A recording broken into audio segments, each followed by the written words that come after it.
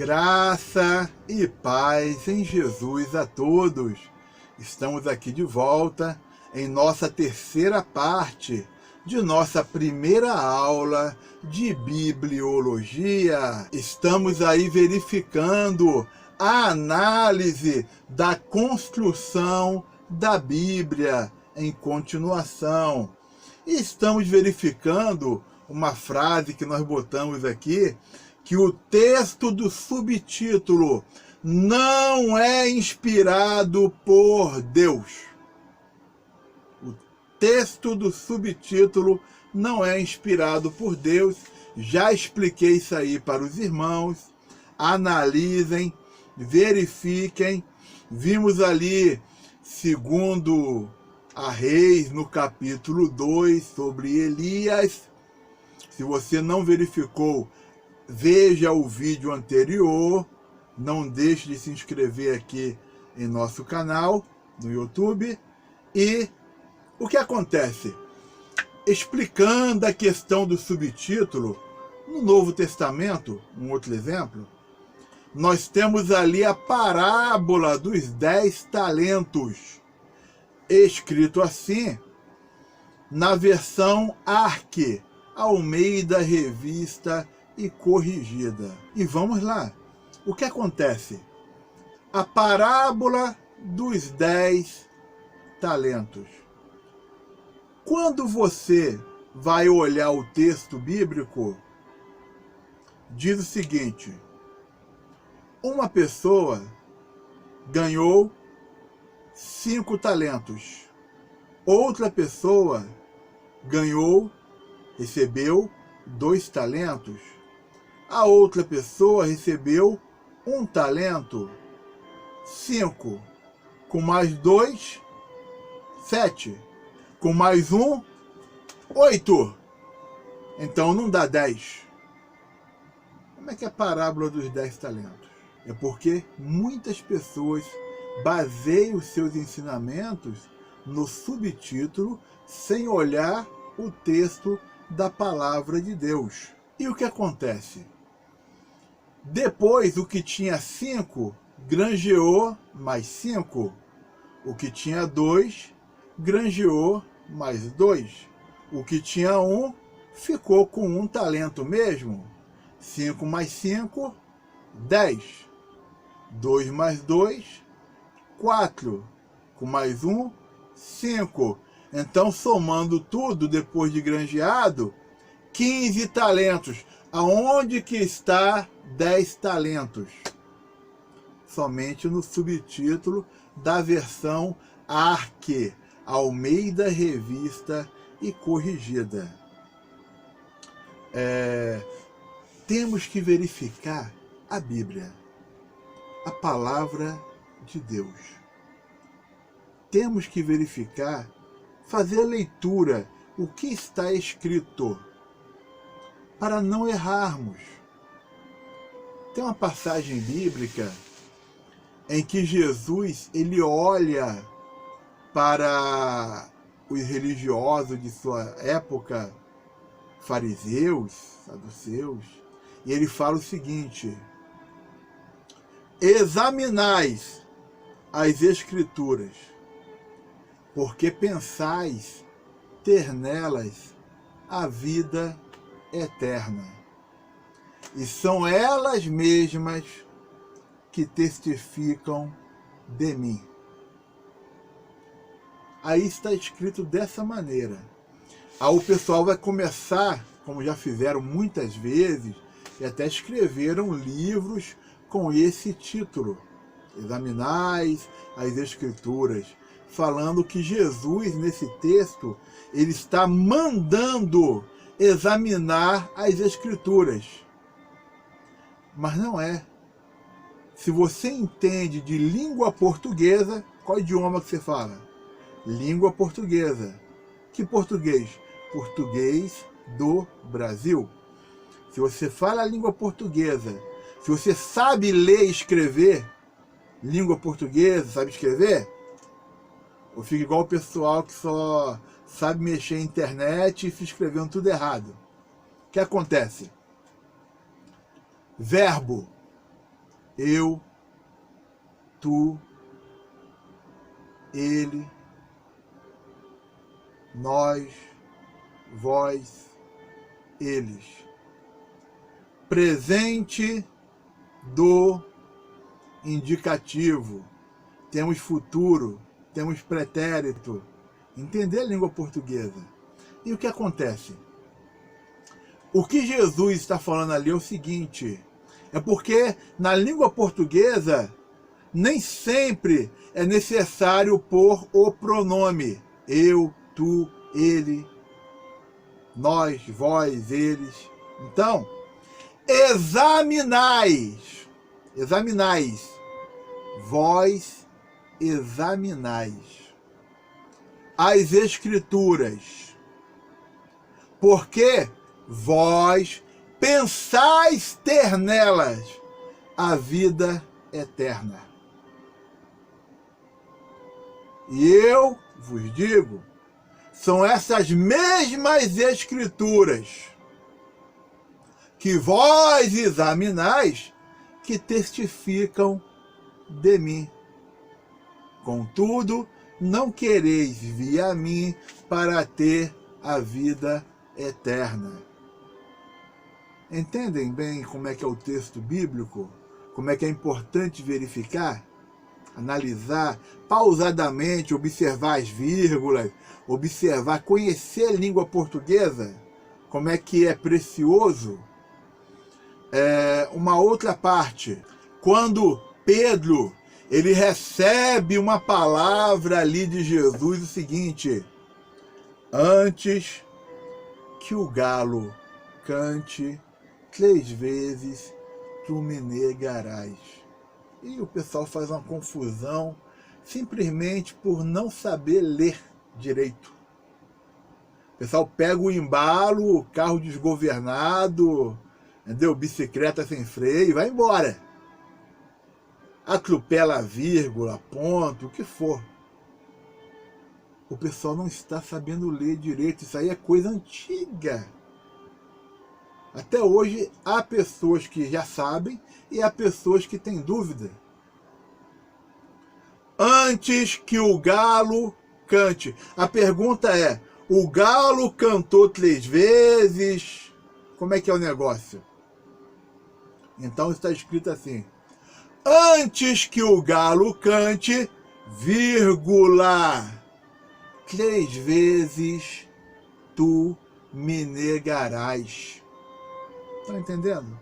Língua portuguesa, uma vírgula, você entende o texto bíblico. Tem muito mais.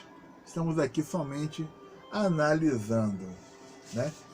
A Bíblia, ela tem, vamos verificar, texto narrativo, texto doutrinário, texto literal, texto figurativo. Esse figurativo é aquilo que nós chamamos de alegórico, espiritual, e assim vai. Então, quando você fala que a Bíblia tem texto narrativo, é que a Bíblia tem texto que está narrando um acontecimento.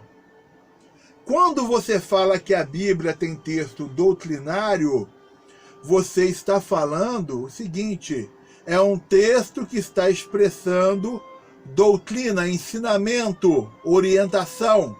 Jesus está passando e o cego está gritando: Jesus, filho de Davi, tem misericórdia de mim. Aí, dentro do texto, Jesus ele para, manda trazer ele. Esse texto, ele é narrativo ou doutrinário? Narrativo. Está narrando um acontecimento. Jesus, em outro texto, ele está falando as bem-aventuranças. Bem-aventurado. O texto, ele é narrativo ou ele é doutrinário? O texto das bem-aventuranças é doutrinário. No Antigo Testamento, Naamã, ele vai ali dar 7 mergulhos no Rio Jordão. O texto dele indo mergulhar no Rio Jordão é narrativo ou doutrinário? Narrativo. Está narrando um acontecimento. Em outro texto, Moisés, ele está ali falando ali os 10 mandamentos, ou aquela outra parte falando sobre as leis. É narrativo ou doutrinário? Doutrinário. Por quê? É texto de orientação, de ensinamento. E temos também o texto literal. Literal é aquele acontecimento, vamos falar assim, real, que está ali acontecendo. Filipe, ele está correndo ali ao lado do carro do eunuco no livro de Atos dos Apóstolos. E ele vai e tem um diálogo ali com o eunuco. Esse texto ele é literal. Mesmo havendo acontecimentos em que Deus ele opera milagre, é literal. O que é um texto figurativo, alegórico? Por exemplo, o livro de Ezequiel está cheio de alegoria. Nós temos alegorias no livro de Apocalipse, em outras partes mais da Bíblia, da palavra de Deus.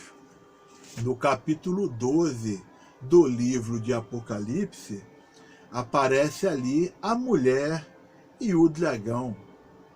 A mulher com uma coroa de 12 estrelas na cabeça, vestida com o sol, com a lua debaixo dos seus pés.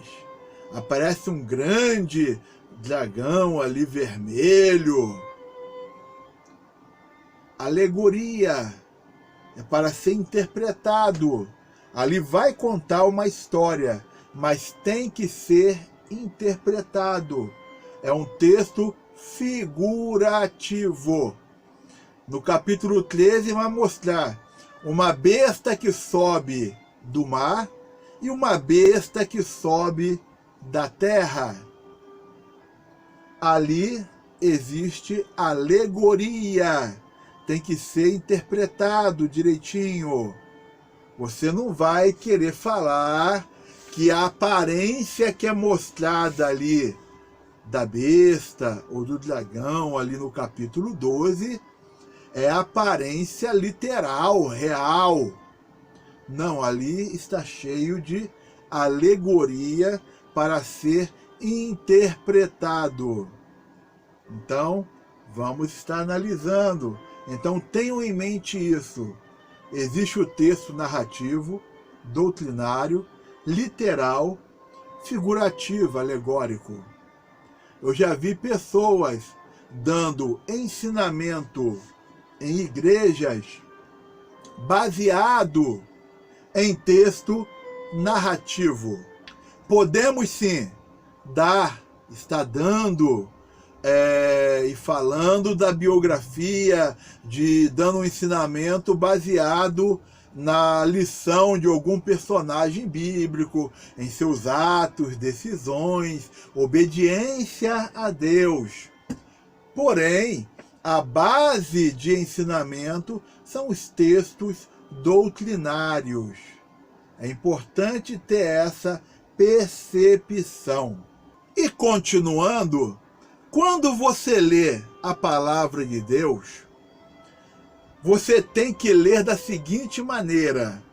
A Bíblia, ela tem texto e ela tem contexto. O que é o texto? O texto é justamente aquela passagem bíblica, aquele versículo que você está lendo ali.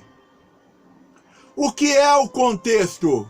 O contexto é o que vem escrito antes e depois, pode ser o antes e depois no capítulo todo, no livro todo. Entendam isso. O antes e o depois. Então, você tem que ler texto junto com o contexto para não criar um pretexto. O pretexto, ele é o caminho para a heresia. As seitas, um exemplo, Testemunho de Jeová, eles pegam textos isolados da Bíblia e assim surge o ensinamento de heresia. Nós, quando vamos ler a palavra de Deus, é importantíssimo lermos o texto e mais o contexto. O que vem escrito antes e depois, para a nossa compreensão, para não pegar texto isolado, para não estar dando ensinamento baseado no texto isolado. Para você ter melhor compreensão daquele texto que foi lido, uma pessoa séria, que tem compromisso com a verdade, com a palavra de Deus, vai ler o que vem escrito antes e depois. Lembrando aquilo que nós estivemos falando antes de falar de texto narrativo, doutrinário, literal, há anos atrás, o Matos Nascimento, ele lançou ali uma música dele, evangélica. Ele falou o seguinte: no dia de Pentecostes, o fogo do céu desceu. Foi Deus que mandou o vento, e o vento obedeceu. Tá, vamos conversar. É somente você abrir a Bíblia, no livro de Atos, no capítulo 2, e você vai ver que no dia de Pentecostes não havia vento algum. Que isso, pastor, que heresia! O Matos Nascimento fez o hino. Só que não se baseia, você não pode basear o teu ensinamento bíblico através de hinos. Você tem que ler a Bíblia, você tem que ler a palavra de Deus. O que acontece? Quando você vai ler Atos capítulo 2, está escrito assim: estavam reunidos no mesmo lugar, todos ali,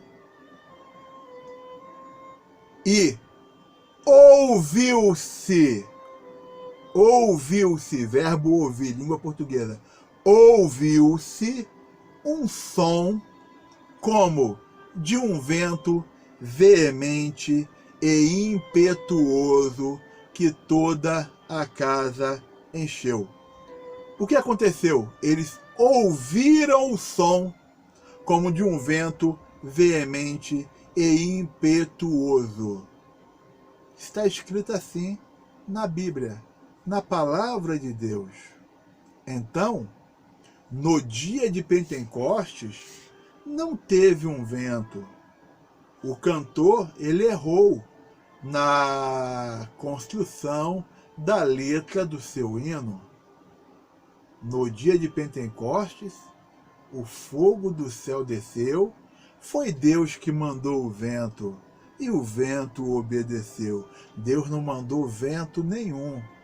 Ouviu-se um som, como de um vento veemente e impetuoso. Temos que analisar a Bíblia. E não leia textos isolados. Leia o texto junto com o contexto, para não criar um pretexto. A regra da interpretação bíblica é que a palavra de Deus, a Bíblia, ela explica a si mesma. Mas para isso, a pessoa tem que ter conhecimento da palavra de Deus. Amém? Essa aqui é somente a nossa primeira aula Estamos analisando basicamente a introdução à matéria. Estamos parando por aqui. O Senhor abençoe a todos. Graça e paz em Jesus.